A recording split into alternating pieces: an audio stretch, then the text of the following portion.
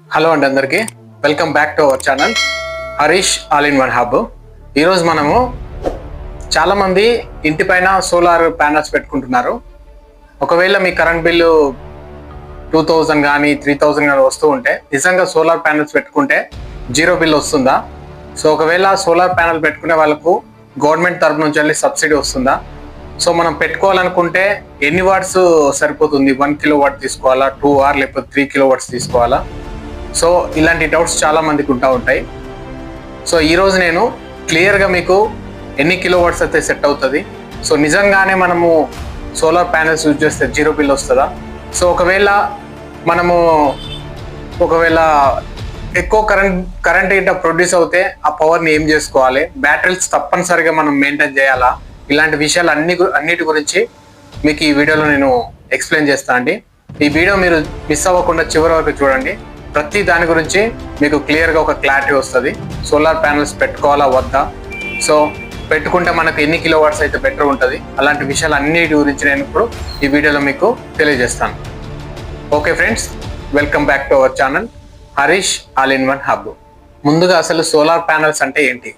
So solar panels అంటే జనరల్గా మనకు సూర్యుడి నుంచి వచ్చే ఎండ ద్వారా ఎలక్ట్రిసిటీని ప్రొడ్యూస్ చేస్తాయండి. ఈ సోలార్ ప్యానల్స్ జనరల్గా మనకు ఆ ఎండ నుంచి వచ్చే ఎలక్ట్రిసిటీని మనకు ఇన్వర్టర్ ద్వారా మన ఇంటికి పవర్ని సప్లై చేస్తాయి. జనరల్గా ఈ సోలార్ ప్యానల్స్లో గ్రిడ్ అనేది ఉంటుంది. ఆ గ్రిడ్ ద్వారా పవర్ని వచ్చేసి మనకు ప్రొడ్యూస్ చేస్తూ ఉంటుంది. సో ఈ పవర్ వచ్చేసి మనకు డీసీ వేరియంట్లో ఉంటుంది. కాకపోతే అది మన ఇంటికి యూజ్ చేసేది వచ్చేసి మనం ఏసీ. సో దాన్ని డీసీ నుంచి వెళ్ళి ఏసీకి కన్వర్ట్ చేయడానికి సపరేట్ కాండ్యూట్స్ ఉంటాయి. జనరల్గా ఈ పవర్ అనేది సో మనకు డే టైంలో ప్రొడ్యూస్ అవుతూ ఉంటుంది. సో ఇది గ్రిడ్ నుంచి వెళ్ళి మనకు కన్వర్ట్ అవుతూ ఉంటుంది. సో డే టైంలో డైరెక్ట్ మన అప్లికెంట్స్ యూజ్ చేసుకుంటాయి. సో మిగిలిన కరెంట్ మొత్తం గ్రిడ్కి ఎక్స్పోర్ట్ అయ్యే సెటప్ అంతా చేసేసి పెడతారండి.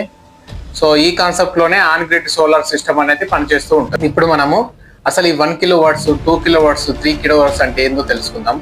జనరల్గా ఈ 1 కిలోవాట్స్ అనేది మనకు ఎలక్ట్రిసిటీ కెపాసిటీ అండి. సో మనము మినిమమ్గా యూజ్ చేసుకునే వాళ్ళకైతే 1 కిలోవాట్స్ సరిపోతుంది. సో మీడియం యూజ్ చేసుకునే వాళ్ళకైతే సో మన యూసేజ్ని బట్టి సో 2 to 3 కిలోవాట్స్ సరిపోతుంది. సో అంతకన్నా ఎక్కువగా యూజ్ చేసుకునే వాళ్ళకి ఏసీలు అండ్ ఫ్రిడ్జ్లు, సో చాలా అప్లికెంట్స్ యూజ్ చేసుకునే వాళ్ళకు అంతకన్నా ఎక్కువగా కెపాసిటీ అనేది యూజ్ అవుతుంది. దాన్ని బట్టి మనము డిసైడ్ చేసుకుంటాం ఎన్ని కిలోవాట్స్ మన కెపాసిటీ యూజ్ చేసుకోవాలనేది.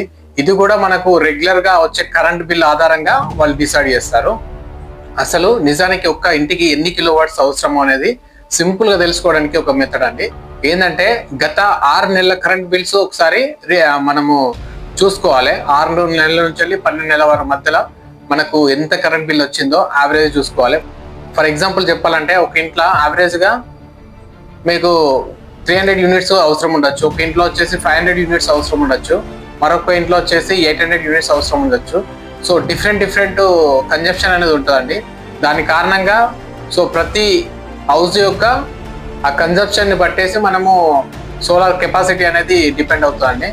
సో దాన్ని బట్టి మనము ఎన్ని వాట్స్ అనేది డిసైడ్ అవుతాము. సో మనము ప్రతి ఇంటికి సమానంగా ఉండాలని లేదు, ఇల్లు సైజుని బట్టి మనము సోలార్ ప్యానెల్స్ అనేది డిసైడ్ అవ్వవు, వారి యొక్క కన్జంప్షన్ బట్టేసి మనం డిసైడ్ చేస్తామండి. మనం ఇప్పుడు జనరల్గా అయితే సోలార్ ప్యానెల్స్ మనము టెర్రస్ పైన పెట్టుకుంటాం కదా. సో ఫస్ట్ ఆఫ్ ఆల్ ఇన్స్టాలేషన్కి వచ్చినప్పుడు వాళ్ళు ముందుగా టెర్రస్ పైన స్పేస్ ఎంత ఉన్నది అనేది చెక్ చేస్తారు. సో మనకు సఫిషియంట్ స్పేస్ అనేది ఉండాలి, ఎందుకంటే ఆ ప్యానెల్స్ మీద డైరెక్ట్ ఎండ అనేది పడుతూ ఉండాలి. సో ఎలాంటి ఆబ్జెక్ట్ ఉండకుండా చూసుకోవాలి. వాటర్ ట్యాంక్స్ కానీ, మన స్టేర్ కేస్ హెడ్ రూమ్స్ కానీ, ఎలాంటి ఆబ్జెక్ట్స్ కూడా దాని మీద పడకుండా చూసుకోవాలి. ఎందుకంటే మనకు సోలార్ ప్యానెల్స్ పైన మీకు ఏదైనా ఆబ్జెక్ట్ పడ్డాయి అనుకో, నీడ్ వచ్చింది అనుకో, మనకు కరెంట్ ప్రొడ్యూస్ అనేది తగ్గిపోతూ ఉంటుంది. కాబట్టి అది ఖచ్చితంగా మనం అబ్జెక్షన్స్ ఏం లేకుండా కూడా చూసుకోవాలి. ఇంకో విషయం వచ్చేసి ప్యానెల్స్ ఒకదాని మీద ఒకటైతే అస్సలు పెట్టలేము. కాబట్టి మనకు సఫిషియంట్ స్పేస్ ఉందా లేదా టెర్రస్ పైన అనేది కంపల్సరీ విజిట్ అయ్యి చూస్తారండి ఇన్స్టాలేషన్కి వచ్చే ముందే. జనరల్గా దీంట్లో on grid, off grid, hybrid అని 3 టైప్స్ ఉంటాయండి. ఆన్ గ్రిడ్ వచ్చేసి ఏంటంటే మనకు సోలార్ నుంచి పవర్ వచ్చిందని మనము హౌసెస్లో యూజ్ చేసుకుంటాము. సో సపరేట్ మీటర్ ఉంటుంది. సో మనకు ఎక్సెస్ పవర్ వచ్చింది అనుకో, ఆ గ్రిడ్ ద్వారా ఆ మీటర్ ద్వారా మనకు కావాలనుకుంటే గవర్నమెంట్కి మనం సేల్ చేసుకోవచ్చు. ఎక్స్ట్రా పవర్ ఉందని మీకు సఫిషియెంట్ పవర్ ఎంతైతే ఉందో అంత యూజ్ చేసుకొని రిమైనింగ్ పవర్ని మనము గవర్నమెంట్కి సేల్ చేసుకోవచ్చు. లేదు మీకు సరిపోయేంత పవర్ రాలేదు సోలార్ నుంచి, అప్పుడు ఏంటంటే మనం గవర్నమెంట్ లైన్ నుంచి వెళ్ళి మనం పవర్ తీసుకుంటాము, దాన్ని ఎంత అయితే యూజ్ చేసుకున్నామో దానికి బిల్ వస్తుంది మనకు. అది వచ్చేసి ఆన్ గ్రిడ్. నెక్స్ట్ వచ్చేసి ఆఫ్ గ్రిడ్ ఉంటుంది. ఆఫ్ గ్రిడ్ వచ్చేసి జనరల్గా ఇది సో మనకు పవర్ కనెక్షన్ లేని ఏరియాస్కు బెటర్గా సెట్ అవుతుంది. సో దీనికి వచ్చేసి కంఫర్టబుల్లీ ప్రైస్ కొంచెం హై ఉంటుంది, ఎందుకంటే దీనికి బ్యాటరీస్ యూజ్ చేసుకోవాలి మనము. సో పవర్ని ఉన్న పవర్ని మనం యూజ్ చేసుకుంటాం, ఎక్సెస్ పవర్ని మొత్తం కూడా బ్యాటరీలో స్టోర్ చేసుకుంటాం, ఒక ఇన్వర్టర్ టైప్. సో ఆ బ్యాటరీలో స్టోర్ చేసుకొని మనకు నైట్ టైంలో మనము ఆ పవర్ని యూజ్ చేసుకుంటాం అన్నట్టు. ఇది వచ్చేసి ఆఫ్ గ్రిడ్. నెక్స్ట్ వచ్చేసి హైబ్రిడ్ ఉంటుంది. హైబ్రిడ్ వచ్చేసి ఏంటంటే రెండు కలిపి, సో మనము విత్ బ్యాటరీస్ యూజ్ చేసుకుంటాము విత్ ఈ పవర్. సో మనకు పవర్ కట్స్ ఉన్న టైంలో ఈ బ్యాటరీ తోటి యూజ్ చేసుకుంటాము. సో ఎక్సెస్ ఉన్నప్పుడు రిటర్న్ పంపిస్తాం గ్రిడ్ ద్వారా, కావాలనుకున్నప్పుడు మనం తీసుకుంటాం. సో ఇది వచ్చేసేమో హైబ్రిడ్. సో ఇట్లా 3 టైప్స్ ఉంటాయండి. ముఖ్యంగా ఈ సోలార్ ప్యానల్స్ పెట్టుకోనికి ఎంత కాస్ట్ అవుతుందని చాలా మందికి డౌట్ ఉంటుందండి. సో జనరల్గా కాస్ట్ అనేది డిపెండ్స్ ఆన్ మన కెపాసిటీని బట్టి డిపెండ్ అవుతుంది. మీరు ఎన్ని capacity so solar panels use చేస్తున్నారు అని బట్టి డిసైడ్ అవుతుంది. ఇంకో విషయం వచ్చేసి బ్రాండ్, మన ఏ బ్రాండ్ యూజ్ చేస్తున్నాం అనేది దాన్ని బట్టి డిపెండ్ అవుతుందండి. సో జనరల్గా వచ్చేసి మీరు బయట వైపు నుంచి వెళ్ళి అంటే వేరే కంట్రీ నుంచి వెళ్ళి మీరు తెచ్చుకున్నారు అనుకో, సోలార్ ప్యానల్స్ కంపారిటివ్లీ తక్కువ ఉంటాయి కాస్ట్. సో మన ఇండియా కంపెనీస్ మనము సెలెక్టెడ్గా తీసుకుంటే మాత్రం కొంచెం సోలార్ ప్యానల్స్కి రేట్ ఎక్కువ ఉంటుంది. సో ఎందుకంటే ఇక్కడ తక్కువ ఉంది కాబట్టి ఇంకా గవర్నమెంట్ దానిలో సబ్సిడీ ఇస్తుంది. సో మన ఇక్కడ ఇండియా తరఫున తీసుకున్నట్టుగా కొంత మనకు సబ్సిడీ అనేది వస్తుంది. బయట నుంచి మీరు ఏదైతే ఆర్డర్ బుక్ చేసుకొని పెట్టుకుంటారో వాటికి సబ్సిడీ, గవర్నమెంట్ సబ్సిడీ అయితే అసలు ఉండదండి. సో నాకు తెలిసి కాస్ట్ విషయంలో చూసుకుంటే మాత్రం సో ఈ డిఫరెన్స్ అనేది ఉంటుంది. మన ఎన్ని కెపాసిటీస్ మనకు అవసరమో, కిలోవాట్స్ అవసరమో దాన్ని బట్టి ఈ కాస్ట్ వేరియేషన్ అనేది ఉంటుంది. 2 కిలోవాట్స్ కెపాసిటీకి వచ్చేసి బెంచ్ మార్క్ పై 60%, 1 కిలోవాట్ కెపాసిటీకి వచ్చేసేమో 40% ఇలా.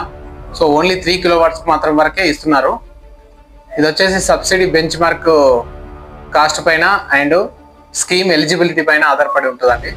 సో అది మీరు చూసుకోవాలి. ఇప్పుడు చాలా మంది క్వశ్చన్ వచ్చేసి నిజంగా సోలార్ ప్యానల్స్ పెట్టుకుంటే కరెంట్ బిల్ 0 అవుతుందా?